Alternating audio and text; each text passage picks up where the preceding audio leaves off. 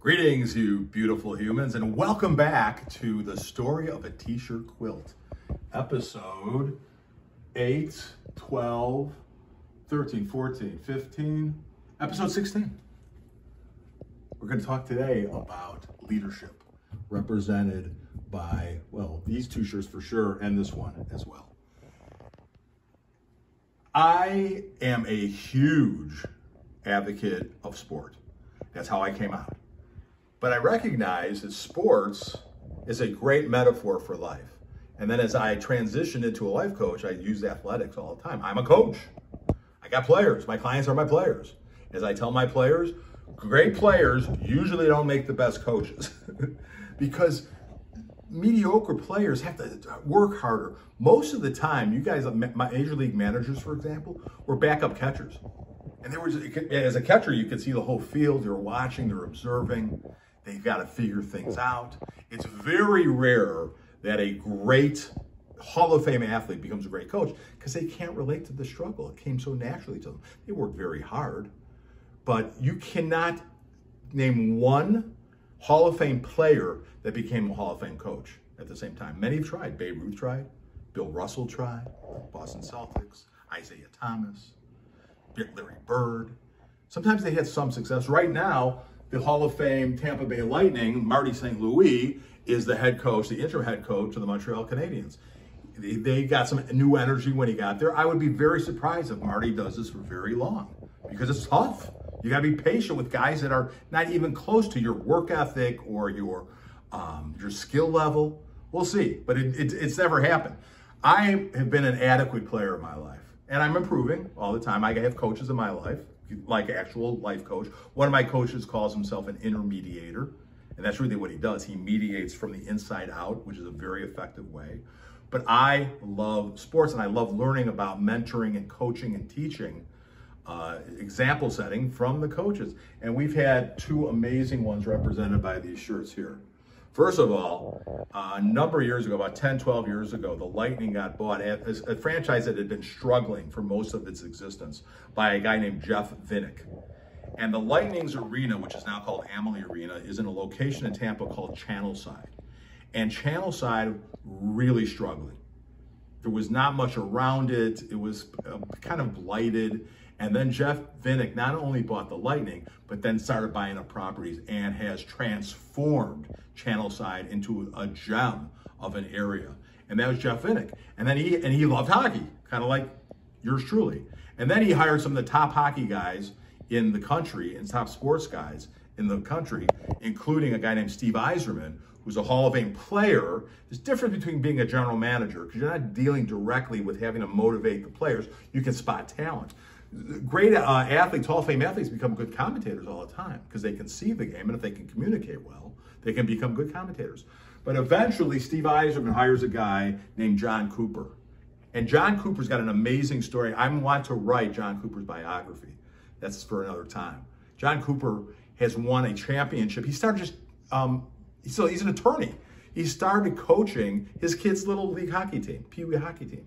And eventually he just kind of worked his way up. He's won a championship at every single level that he's ever coached at. That's a great leader. And he's very smart, got a great sense of humor. He knows the game. He's a great communicator, and the Lightning won back. It's hard enough to win one championship.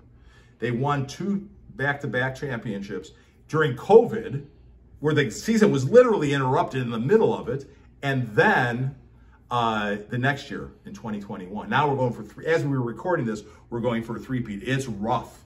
It has been very difficult for the Bolts. They just clinched the playoffs the other night. When I say Bolts, that's their nickname because of the Lightning Bolt.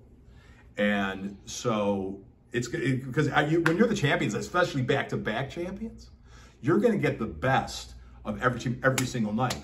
And they've persevered through injuries and challenges, and so can you. This shirt was come up by a tremendous baseball manager named Joe Maddon. Joe Maddon never played in the major leagues.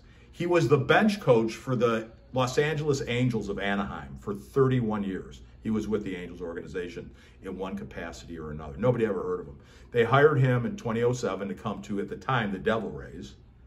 They changed the name in 2008, as we've talked about, and Joe Maddon took the Rays from worst to first to the World Series in 2008. And tremendous community. Joe Maddon is the camp director.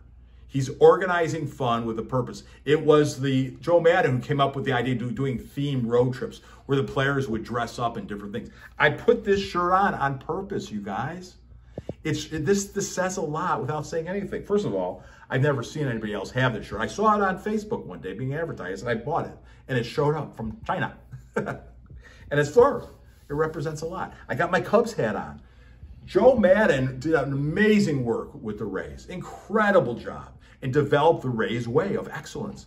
And then when a guy named Andrew Friedman left the team, Maddon had a clause in his contract that allowed him to be a free agent, and he left.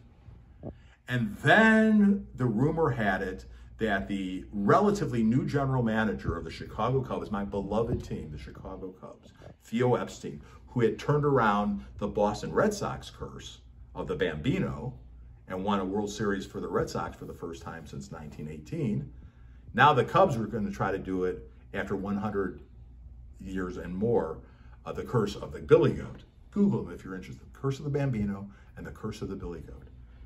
The Cubs have been bought by the Ricketts family, a guy named Tom Ricketts, and can't think of the majority or the actual guy who runs the team. I think Tom Ricketts is the governor of Nebraska. Anyway, the Ricketts family bought the Cubs, lifelong Cub fans, and transforms Wrigley Field from really a decaying ballpark to doing what they had to do. It took years to renovate Wrigley Field, and it took years to win a championship. But after Joe Maddon left the Rays, I was devastated. I thought, well, the Cubs had a manager, a guy named Ricky Renteria. But then the word was coming down that maybe Theo Epstein was reaching out to Joe Maddon. So they actually let Ricky Renteria go, and they hired Joe Maddon. And I knew that Joe Maddon would turn around the Chicago Cubs, and he did. They made the playoffs the first couple of years, and then in 2006, or 2016 rather, they won the championship. Joe always had and has a theme. Right now, he's the manager back with the Angels. He's finishing his career where he started. Pretty cool. I like closure. I like connectivity, bookends. And we'll see how he does in LA. He hasn't been doing so great lately. But he always has a theme. And one year, what the theme was, try not to suck. This was the year they won the World Series. That was their theme. Just try not to suck. You guys, try not to suck. It's a really good philosophy. And these became so popular that he started a t-shirt company to give the proceeds to charity. Be a giver. It's why I always tell people, give a good day. Don't just have, don't just possess, give. Give a good day. And of course, then the Cubs did win in 2016. I was on the radio in Milwaukee when the Cubs won on November 2nd, 2016, the happiest day of my life. And you say, Nelge, that's my nickname I gave myself in high school. How could you got such a good life? You own the summer camp. You've got the most wonderful family. You've got all these great memories with your family, with your immediate family when you were growing up, and with your grandparents, and with the Northwoods of Wisconsin, and your kids and your grandkids. How could the Cubs winning the World Series be the happiest day of your life? Because I got to share that with them. Family is the most important thing to me. Let's see if I can even roll this up. I think I did before, but anyway, you can see. It's a shalom, everybody. But this is Star of David. It represents my whole family, and the 6 flames represent the 6 kids. That was the first ink that I got. Shalom, everybody, is my homage to all the broadcasters like Harry Carey and so many others that always finish their broadcast with, so long, everybody. Well, I say, shalom, everybody. Just make it a little unique. Shalom means something. Peace. Hello, goodbye. Shalom, everybody. And so Joe Klein, numero uno, was actually at Game 7 of the World Series. He was there in Cleveland. Oh, what a time. We got to share that with my dad, who had been a Cubs fan his whole life, still is, born in 1937. All the Cubs nation around the world. And I got to Kirsty Corral, if you'll remember that phrase, the situation. So many happy people. I got to experience compersion for the long-suffering Chicago Cubs fans. Yes. Do things and know what you're doing on purpose with a purpose.